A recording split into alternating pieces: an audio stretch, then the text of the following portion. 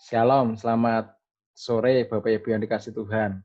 Pada kesempatan sore malam hari ini, saya mengajak Bapak Ibu untuk boleh bersama-sama merenungkan sabda firman Tuhan.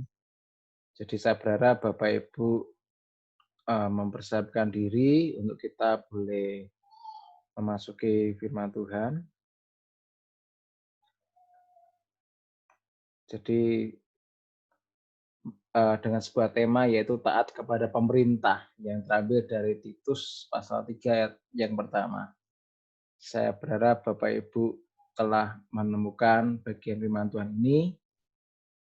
Saya akan membacakan untuk Bapak Ibu sekalian. Taat kepada pemerintah. Titus pasal 3 ayat yang pertama.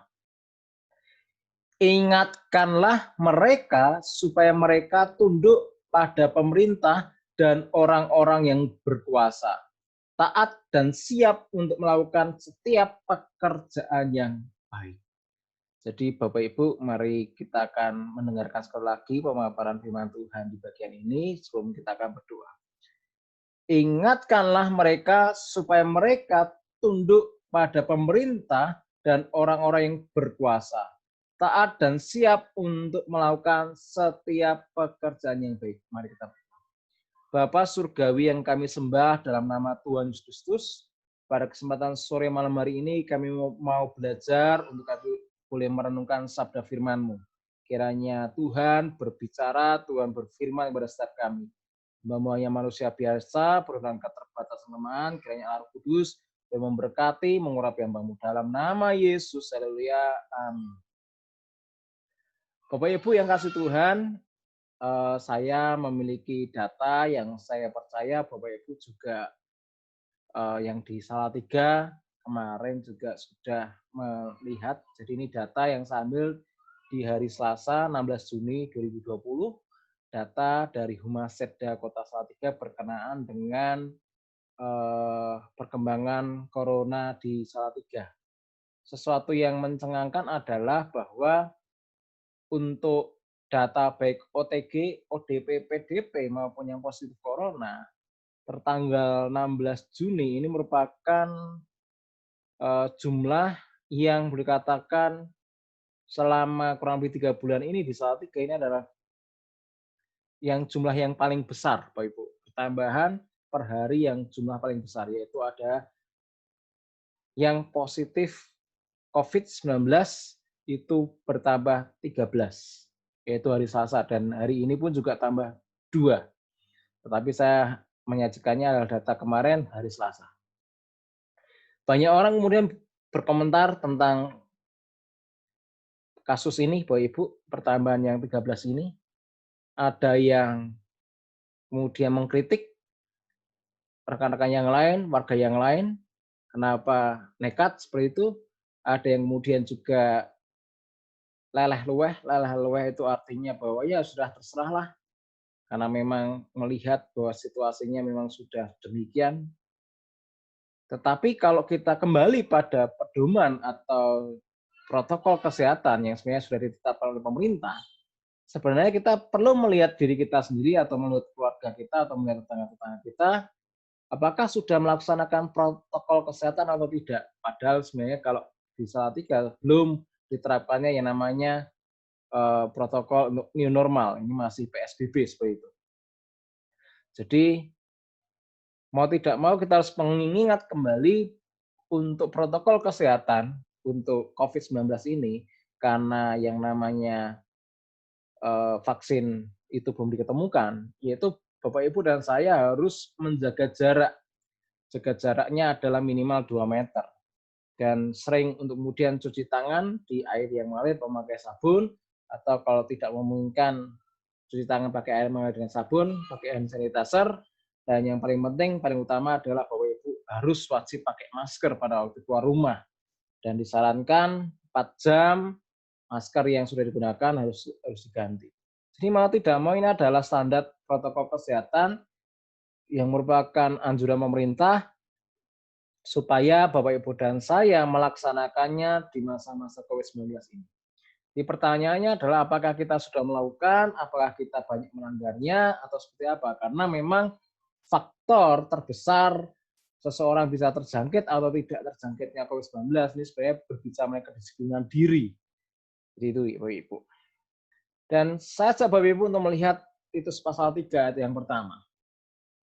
Jadi kita akan melihat nanti ada 3 hal yang perlu kita perhatikan menyikapi Titus pasal 3 ayat pertama ini, yaitu kita akan membaca terlebih dahulu, ingatkanlah mereka supaya mereka tunduk pada pemerintah dan orang-orang yang berkuasa, taat dan siap untuk melakukan setiap pekerjaan yang baik. Jadi Bapak Ibu dan saya, yang pertama adalah kita akan melihat kata ingatkanlah mereka.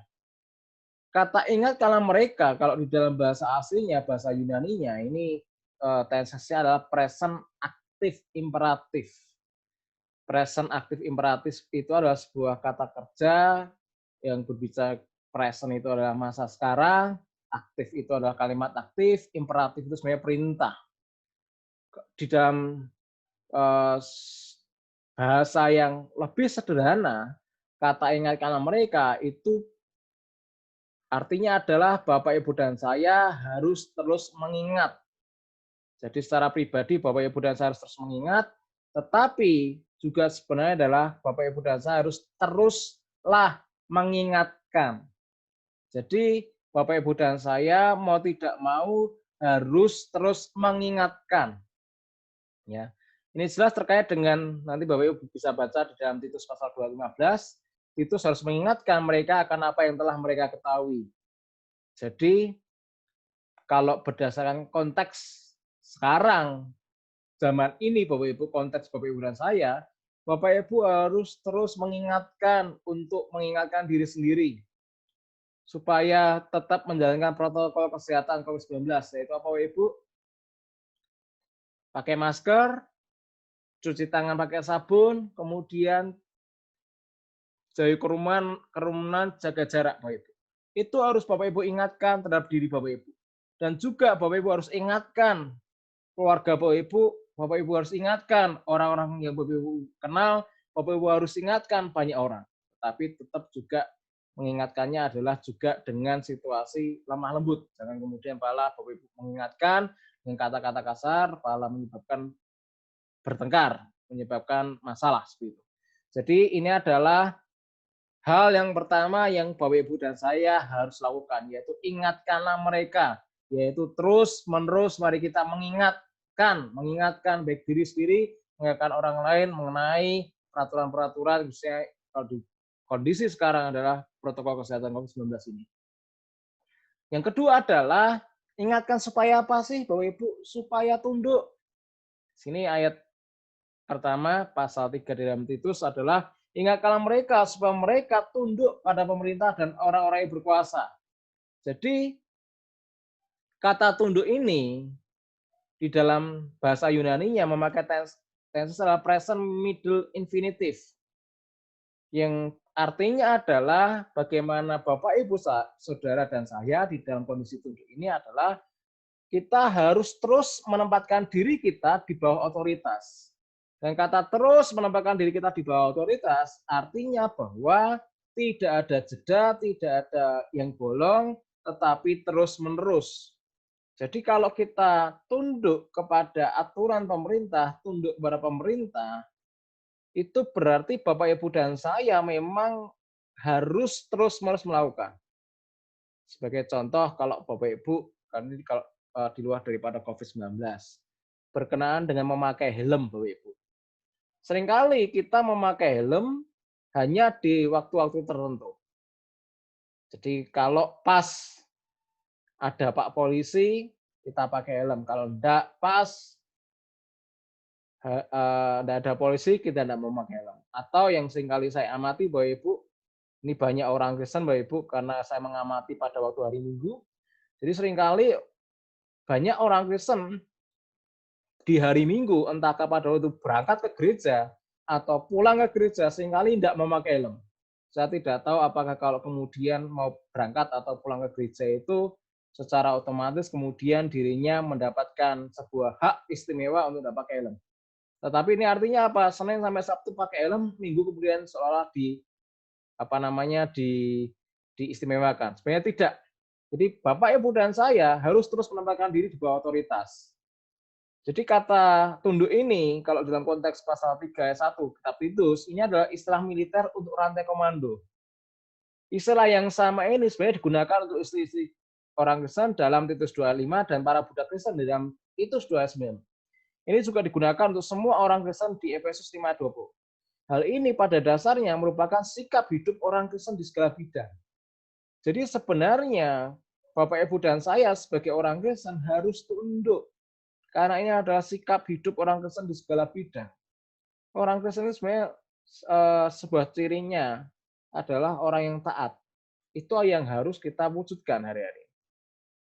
Kemudian tunduknya kepada siapa, Bapak Ibu? Kepada pemerintah dan orang-orang yang berkuasa.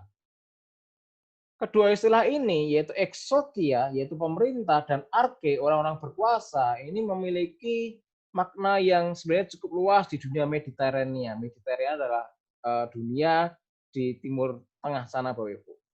Namun demikian ada beberapa ketumpang tindihan semantik dalam arti otoritas atau kekuasaan atas yang lain. Saya akan jelaskan terlebih dahulu. Yang pertama, exousia. Exousia digunakan untuk otoritas sipil dalam Rom pasal 13 ayat 1 dan Titus 3 ayat 1. 1 Timotius 2:2 dan 1 Petrus 2 ayat 13-17. Secara teologis berbicara mengenai baik exousia maupun arche adalah situasinya adalah sejajar. Meskipun kedua istilah Yunani yang spesifik ini tidak digunakan. Baik exousia yang berbicara mengenai pemerintah ataupun arche di dalam arti adalah kekuasaan seperti itu sejajar. Tetapi yang kedua, exousia dan arche digunakan untuk otoritas dan kekuatan spiritual. Di Efesus 2:2 dan Kolose 2:15, di Efesus 3:10 dan pasal 6 ayat 12. Kedua istilah ini dihubungkan dengan di surga. Yang unik untuk orang Efesus dan mengacu pada alam spiritual yang aktif dalam sejarah manusia. Yang ketiga adalah baik itu kata exousia maupun arche di dalam beberapa teks yang ditulis oleh Paulus secara khas penggabungan antara otoritas sipil dan spiritual, yaitu Korintus pasal 1 ayat 15 ayat 24 dan Efesus 1 ayat 21 dan Kolose 1 ayat 16. Artinya Bapak Ibu, kata tunduk kepada pemerintah ini sebenarnya tunduk kepada pemerintah yang sah, Bapak Ibu. Mungkin ada di antara Bapak Ibu yang bertanya-tanya, terus zamannya Paulus itu apakah hubungan orang Kristen dengan pemerintah baik? Sebenarnya di zamannya Paulus atau di zaman gereja mula-mula, orang-orang Kristen ini sebenarnya sering dianggap menjadi pemberontak, sering kali dianggap sebagai ancaman oleh pemerintahan Romawi. Tetapi firman Tuhan menekankan bagaimana orang-orang Kristen harus tetap tunduk pada pemerintahan yang ada pada waktu itu. Jadi pemerintahan yang betul-betul tirani, pemerintahan yang betul-betul kejam. Sehingga kalau kita terapkan dalam konteks zaman sekarang, di mana pemerintahan kita adalah pemerintahan yang baik, pemerintahan kita adalah pemerintahan yang demokratis, Pak Jokowi juga adalah presiden yang luar biasa istimewa untuk rakyat. Berarti tunduk kita kepada pemerintah, ketaatan kita kepada pemerintah harusnya lebih baik, lebih luar biasa dibandingkan orang-orang Kristen yang ada hidup di zaman Paulus. Jadi ini yang harus kita tekankan. Yang kemudian, yang ketiga, yaitu supaya Bapak Ibu taat dan siap melakukan setiap pekerjaan yang baik. Ingatkanlah mereka supaya mereka tunduk pada pemerintah dan orang-orang yang berkuasa, taat dan siap untuk melakukan setiap pekerjaan yang baik. Kata taat ini adalah sebuah present active infinitive, sebuah kata kerja present active infinitive, di mana ini ada sebuah permainan kata pada kata taat, yaitu peitomai ditambah penguasa arche yang muncul di kata sebelumnya. Hanya ditemukan di sini di dalam kisah 27 ayat 21 di Perjanjian Baru bahwa konsep ketundukan dan ketaatan diulang dalam nasihat Paulus kepada istri, anak-anak, dan budak Kristen baik di Efesus 5:21 dan 6:9 dan Kolose 3:18-25. Artinya kata taat dan kata tunduk ini adalah dua kata yang sebenarnya tidak bisa dipisahkan. Seseorang yang tunduk, pastilah dia taat. Seseorang yang taat, pastilah dia adalah orang yang tunduk. Jadi ketundukan kita kepada pemerintah harus juga disertai dengan unsur taat. Dan kemudian siap. Siap untuk apa? Melakukan setiap pekerjaan yang baik. Frasa ini dalam konteks dapat merujuk pada layanan orang percaya kepada otoritas sipil dan atau pengabdian masyarakat kepada sesama manusia. Namun demikian, frasa-frasa serupa muncul dalam 2 Timotius 2 ayat 21 dan 2 Timotius 3 ayat 17, di mana konteksnya merujuk pada kehidupan saleh secara umum. Lihat Titus 2:15, 2 Korintus 9:8, Efesus 2:10. Para guru palsu di Titus 1:16 tidak memenuhi syarat untuk melakukan pekerjaan baik, sekular atau sakral. Jadi Bapak Ibu dan saya harus taat, harus kemudian siap untuk apa melakukan setiap pekerjaan yang baik.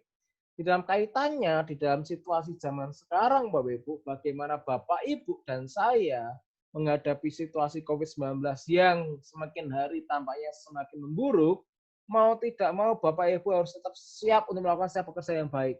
Apakah pekerjaan yang baik?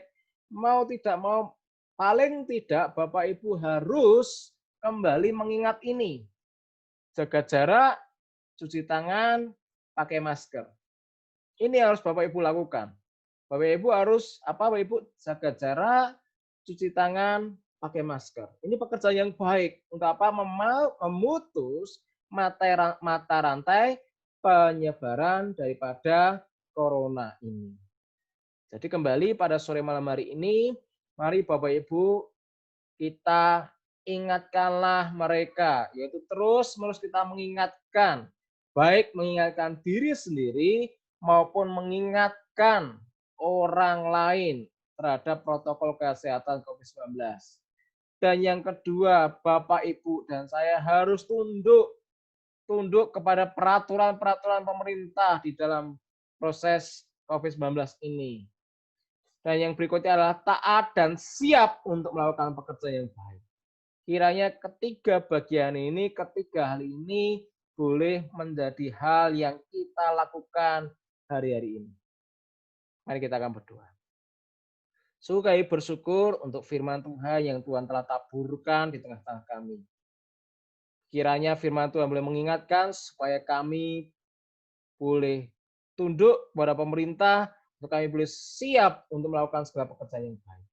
Terima kasih ya Tuhan untuk kebenaran firman-Mu ini. Kami berdoa untuk kesehatan daripada Bapak Gembala Sidang kami, Pendeta Surya Kusuma, di mana hari-hari ini beliau kondisinya sedang drop. Kiranya Tuhan boleh kuatkan, Tuhan boleh pulihkan, Tuhan sembuhkan. Demikian juga untuk kesehatan daripada Ibu Gembala Sidang, Ibu Pendeta Nela Kusuma, di mana kemarin Bapak Ibu Nela menjalankan operasi. Kami berdoa memohon anugerah-Mu, kiranya Tuhan pulihkan, Tuhan sembuhkan beliau ya Tuhan. Demikian juga untuk Komisi Persada, yang Tuhan berkati, untuk semakin bertumbuh di dalam iman kepada Engkau. Demikian juga untuk masing-masing keluarga diberkati, baik itu kesehatannya, perekonomiannya, untuk anak-anak, Tuhan berkati. Saya juga berdoa untuk Pak Jokowi, berdoa untuk bangsa kami, Tuhan berkati, untuk para dokter, para tenaga kesehatan, medis, Tuhan berkati. Terima kasih ya Tuhan, untuk kesempatan kami boleh beribadah. Terima kasih ya Tuhan. Di dalam nama Yesus, haleluya. Amin. Tuhan Yesus memberkati, tetap jaga kesehatan, tetap berdoa, jangan berputus asa. Tuhan Yesus memberkati Bapak, Ibu, Saudara sekalian. Ya, Tuhan memberkati kita sekalian.